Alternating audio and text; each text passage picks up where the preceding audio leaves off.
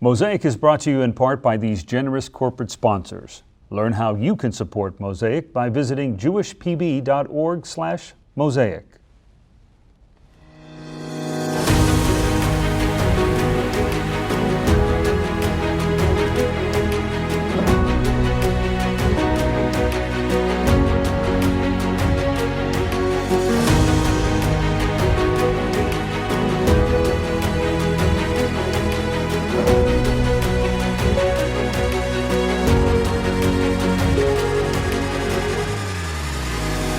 Welcome to Mosaic. I'm your host, Susan Schulman-Pertnoy. Mosaic is Jewish Federation of Palm Beach County's weekly news magazine, exploring the most critical issues facing Jews here and around the world. How is the pandemic's effect on our local economy and jobs affecting our local Jewish community? And how is the Jewish community helping the unemployed and the underemployed? We'll hear from a panel of experts and someone who's benefiting from this help right now. We'll be right back.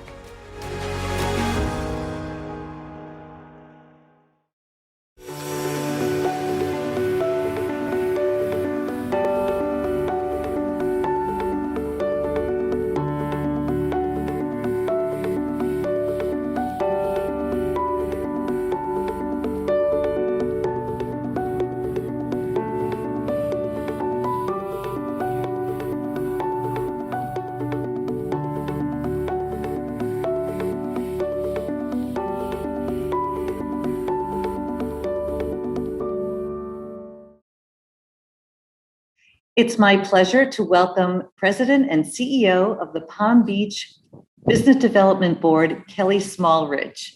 Welcome to Mosaic, Kelly. Thank you so much, Susan. It's a great opportunity to be with you today. Also joining us is our own Brian Seymour. He's an attorney and he's the Jewish Federation's campaign chair.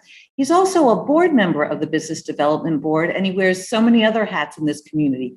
Brian, it's great to see you. Welcome to Mosaic. It's my pleasure. Thank you for having me, Susan. Before we delve into specifics, Kelly, you've been with the Business Development Board for over 30 years, which I find so hard to believe because you must have started when you were 12. But for those who don't know about what the board does, can you give us an overview and why it's so important to Palm Beach County? Yes, the Business Development Board was created about 38 years ago. And our mission is to recruit, retain, and expand companies to Palm Beach County within all 39 cities with the end goal of creating jobs for Palm Beach County residents. And we really focus on key targeted industries such as aviation, aerospace, financial services, technology, life sciences, corporate headquarters, logistics, distribution, and manufacturing. That runs the gambit, I would say. Yes, so and non-mom and pop, and that's the sort of the easier way to understand the focus areas for this organization. Really focus on diversification of our industry, since we were for many years dependent upon retail, agribusiness, and tourism. Thank you. Obviously, COVID-19 has wreaked havoc on our economy, and our Jewish Federation did a study that revealed that there were tremendous losses for the Jewish community. Brian, can you elaborate on that? Sure. So we know some basis that we were working from a study that was done back in 2018, where about 20% of Jewish homes described themselves as barely getting by, and almost a quarter said that they couldn't cover expenses for more than 3 months if there was an unexpected event. And of course, now what we know is there was an absolutely unexpected event, and that event has continued now for about a year. And another study that was conducted here with Brandeis on impacts for our local community, 1 in 5 local Jewish adults lost their jobs during this pandemic. We've seen about a third of people say they're in worse financial situation today than they were a year ago prior to the crisis. And 2/3 are worried about affording basic living expenses like groceries, rent, things, the basics to get by. And so it really has put a fine point on some of the impacts. Our community really has done something special with it. we took that data and we made sure we could respond in a lot of ways. And I want to give Kelly a lot of credit for the Business Development Board and the partnerships with the local business community as well as the philanthropic community like the Jewish Federation to make sure that what jobs were available were known, trying to keep businesses coming to Palm Beach County and providing opportunities. And then the Federation itself deciding that we needed to do something unique. And having been here as a Federation for almost 50 years, we were able to be very nimble in the response to this crisis. And we were able to create the Jewish Career Counseling Services through Alpert Jewish Family and Children's Services. We're going to talk with Whitney Cherner later on in the program about it. It's very special. Yeah, in the 20 some years I've been here, it is one of the most proud moments I've had working with our Federation, because it was something we quickly made happen to help us, deal with these situations. And, the study proved that this was a critical need in our community. And I'm very honored that we were able to do something about it. I'll look forward to seeing what Whitney has to say as well. Kelly, what's your assessment of the situation and the damage on the community at large? So when COVID first hit in April, May, June, we were extremely sensitive to the number of people in Palm Beach County that were losing their jobs for obvious industries such as retail and tourism. However, once everybody realized that COVID was not going away in short order, we started to see an increased level of inquiries from Boston, New York, Greenwich, and California, with executives who realized that technology was allowing them to do business at the same pace at their second home, either on the island of Jupiter, on the island of Palm Beach, Manalapan, Delray, without missing a beat.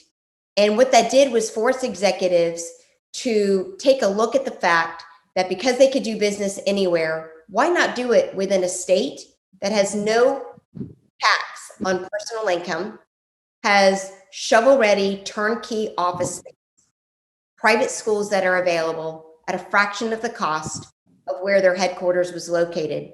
So we have really seen and taken advantage of the increase in inquiries. And as Brian can elaborate on, we're really at the highest level that we've ever seen in financial service firms looking to move their operations specifically to Boca Raton, West Palm, or Palm Beach Gardens.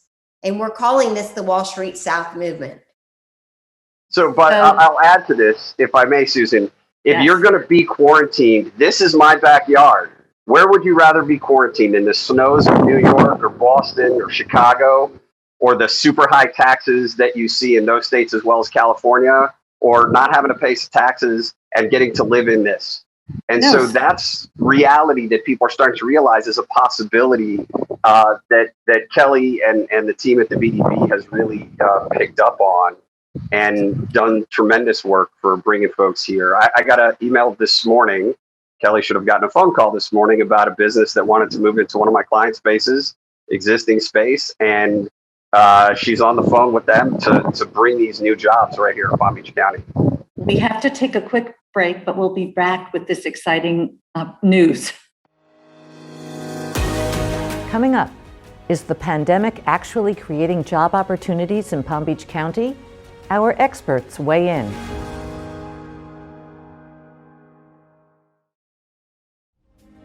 Join adults in the Palm Beaches who are finding meaning behind the texts at the root of Judaism. Federation's Commission for Jewish Education is connecting adult learners with the life-enhancing Melton School of Adult Jewish Learning that nurtures and deepens our Jewish community worldwide. Learn more at jewishpb.org/Melton.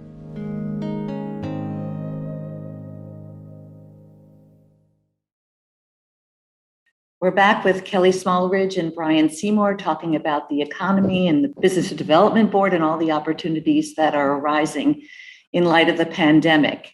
I know a lot of the executives are moving down there, but how did you convince them to move their businesses? It's one thing to work remotely. It's another thing to get the whole team to move down. So I think Palm Beach County has a number of interesting assets that make this a competitive business environment.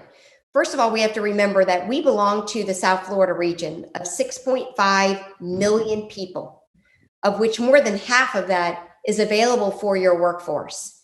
Access to 53% bilingual, access to a state that has no state tax on personal income. The average cost of a home in Palm Beach County is about $370,000. The cost of moving into commercial real estate or buying a personal residence is a fraction of the cost in the Northeast. Direct flights, the most convenient airport, one of the most convenient airports in the United States is Palm Beach International. From your desk in downtown West Palm Beach to the gate at PBIA is only about 13 minutes. So when you add all of this up and the ability to travel soon back on Brightline, access to 3 ports, 3 international airports, again at a fraction of the cost, with turnkey brand new Class A office space with water views, why would you want to have your office anywhere else? Low crime, best place to raise a family, great place with numerous recreation, cultural, art amenities for your children. Again, why would you move your office anywhere but West Palm Beach? And I think I'd like to piggyback on that if I could. You know, one of the things that makes this very special in Palm Beach is it's a complete community. And so while executives understand now that they don't have to be in that core that they were, they have opportunities with the travel and with technology where they may not need to travel with their entire company coming down. They can get everything that they could get for their whole life, their kids' educations, their employees' kids' educations, and frankly, their philanthropic needs. We have one of the most philanthropic communities in the entire country, and they want to be a part of that as well. And so everything we've done to build a complete community with the arts, with our philanthropy, with our schools, and with our business community really creates an environment where now that people realize that it's a great place to be and their employees will be happier as well, they're much more inclined to now take that step to say, let's move our core business to Palm Beach, and we can maybe have a satellite in New York or Boston or Chicago or where it might be. Yeah, makes perfect sense. Let's go backpedal a little bit. You know, we still have to deal with a lot of people that are in a terrible way economically. Talk a little bit more about how organizations are helping them get back into the workforce. Well, I'd like, Kelly, maybe you can talk a little bit about the Claim Your Future Forum and some of the other things as well in some specifics. But I think one of the main things is we're creating jobs for them to get to and partnering the BDB, for instance, with the Jewish Federation to make sure that information is available and out there, and working through things like the Career Counseling Center, and other organizations have similar things. The Urban League has job opportunity, job training, those things that exist in our community. And then really a lot of taking the opportunity that we have to try to create jobs for those folks to find. But Kelly, you could probably talk in a little more detail. Thank you, Brian. And opportunity is really what economic development is all about. And so when you talk about people that are struggling and may have lost their job during COVID, I think the platform of the Business Development Board is really to create this diversified set of jobs that are available that give our residents an opportunity to climb up a ladder. So if you were perhaps laid off at a restaurant, a small business, or a hotel, you could very easily take your skill set, go to CareerSource, receive free training, or enroll in a program or certification at Palm Beach State College, or advance maybe an AA degree and enroll at FAU or Kaiser or Nova Southeastern, and perhaps take your current skill set, move it up the ladder, and transition into another line of work. And that's why economic development is so important, is because we're creating a multitude of various jobs that are available, whether you're in restaurant, tourism, or a small mom and pop. You could shift into logistics distribution, and maybe you could work at Amazon. Or perhaps you can take an administrative support position at a hedge fund or private equity firm. Or maybe you can go and work at a manufacturing operation or within a corporate headquarters. And so not only are we working to facilitate and bring these jobs into the county, But as Brian mentioned, we're working with Career Source, we're working with high school students, jobs, or we're working with our academic leaders to show them the skill sets and the jobs that are being created to make sure that as they're training students, it's in alignment with the companies that are creating the jobs. Sounds like this is the place to be for future opportunities. It really does. What are your plans as a business development board for the future down the road? We have lots of plans, and Never let Kelly leave is my first plan. so we have lots of plans. I mean, we want people like Brian, who and my children, your family, our children, to no longer think that they have to go somewhere else outside of Florida to get a job. We want to prevent the brain drain. So one of our strategies is to make sure that we retain and bring back bright kids like Brian's kids who go away to school and help them understand there is a job here in Palm Beach County, which that seems simple, but preventing the brain drain is one strategy. Number two, we want to continue to focus on bringing in high quality jobs to this county that pay a salary that allows our residents to be able to live in Palm Beach County. So a salary that's higher than $60,000, $65,000. We want to continue to work on diversification and opportunities for all within the 6 sectors that I stated. So diversification, availability of opportunities, and tapping into our students that we educate here and bringing them back home are just a few of the strategies looking forward on the 5-year spectrum for this organization. Sounds like a winning game plan. I'm sorry to cut you off, Brian, but Kelly gets the last word. Thank you both for joining us. Thank you, Susan. Coming up, we'll hear from a local Jewish executive on the front lines of helping the unemployed and underemployed find work, and someone she's helping right now.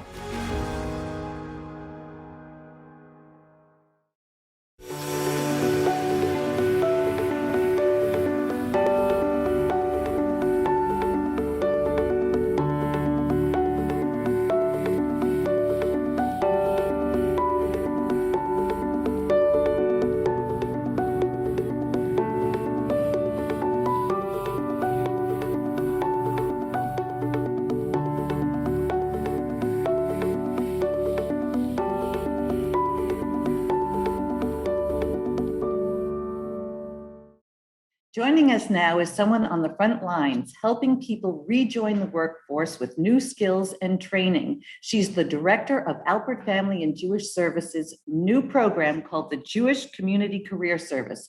Whitney Cherner, welcome to Mosaic. Thank you, Susan. Thank you so much for having me here today. You also brought someone who's part of the program, Suzette Woodman. Thank you for being here with us. Well, thank you for inviting me. Before we get started, Whitney, can you give us an overview of the program? Sure. Jewish Community Career Services is a program of Alpert Jewish Family Services and funded by the Jewish Federation of Palm Beach County. It was a direct response to COVID-19. We serve individuals who are unemployed and underemployed and help them find employment. And we also serve local employers in the community to help them find the right candidates. It's a comprehensive program. We work on candidates to help them develop their resume, practice interview skills, and then proceed with job search strategy. Oh, it sounds very valuable. Suzette, as a member of the program, what was it like trying to get a job during COVID?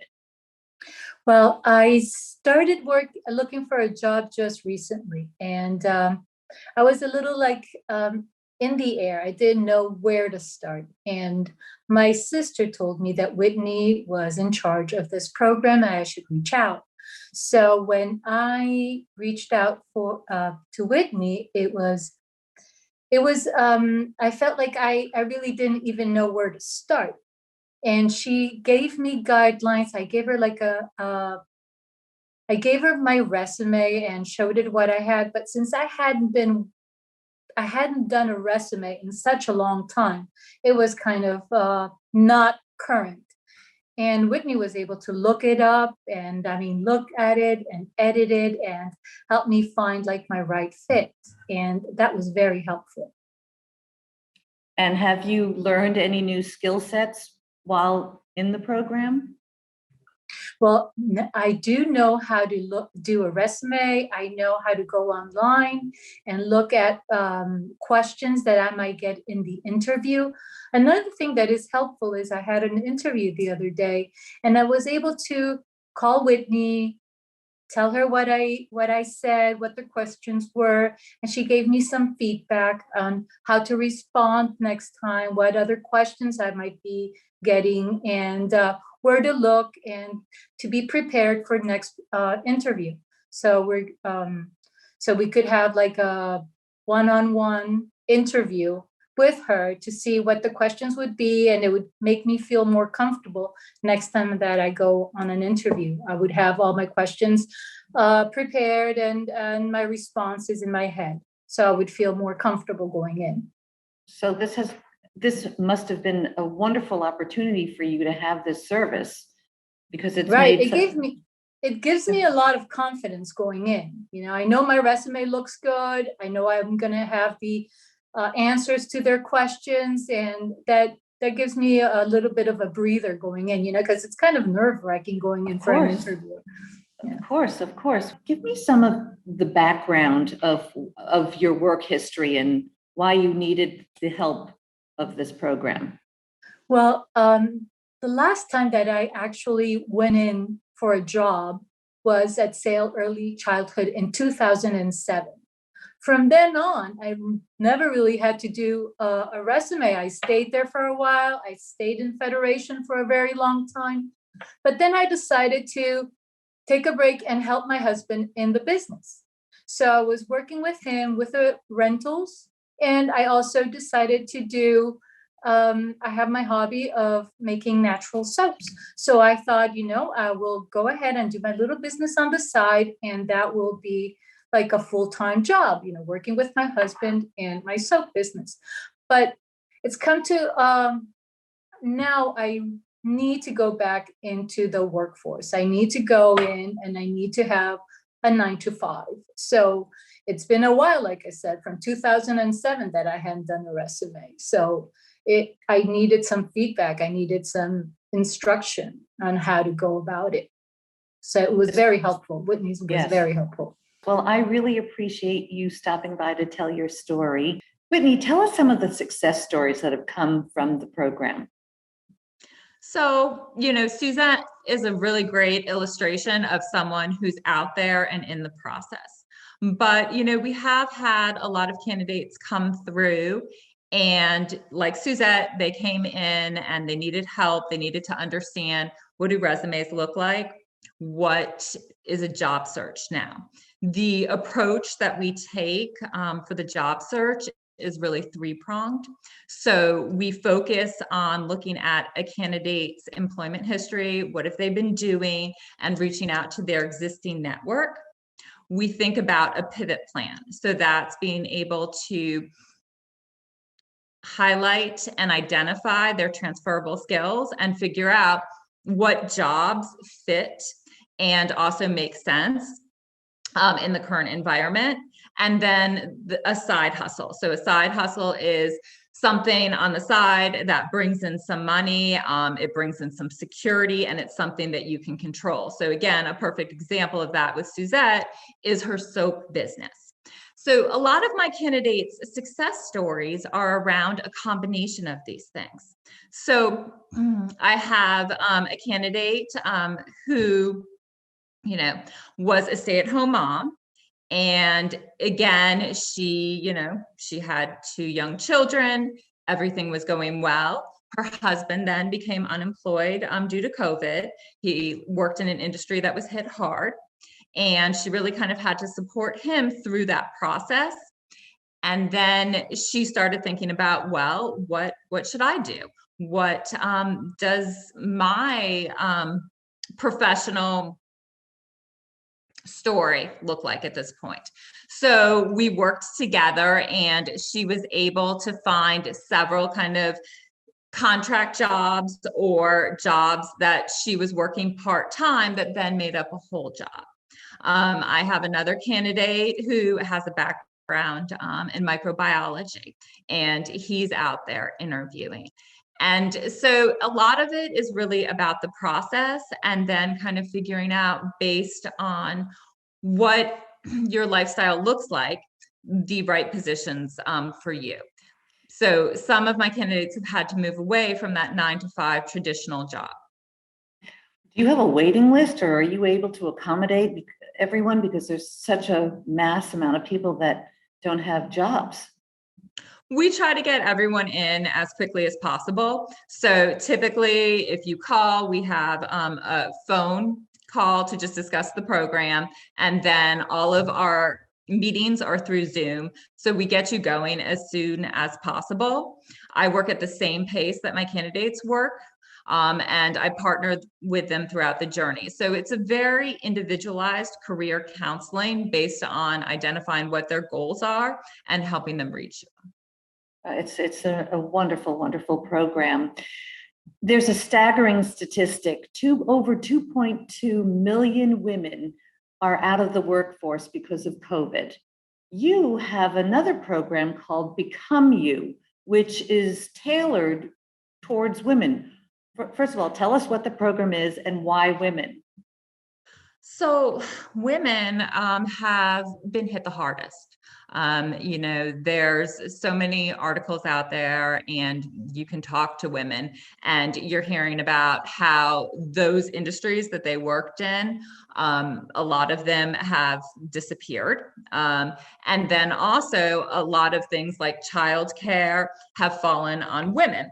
So being able to kind of juggle everything has really set the clock back for women in regard to working.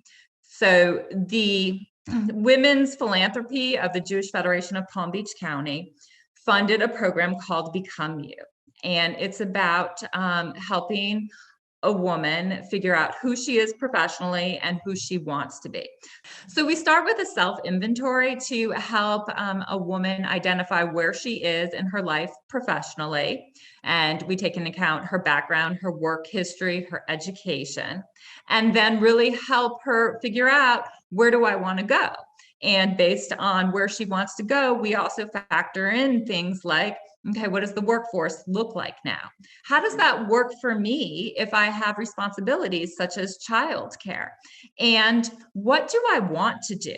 So lots of times the job that you take today, that's not your career. That's not the job you're going to do forever. How do we just get you back in the process? So that program addresses everything from really understanding where a woman is and where she wants to go. Whitney, we've run out of time. I could sit and listen to you for hours. Your work is so critical. Thank you so much for joining us. Thank you, Susan. It's been a pleasure to be here today.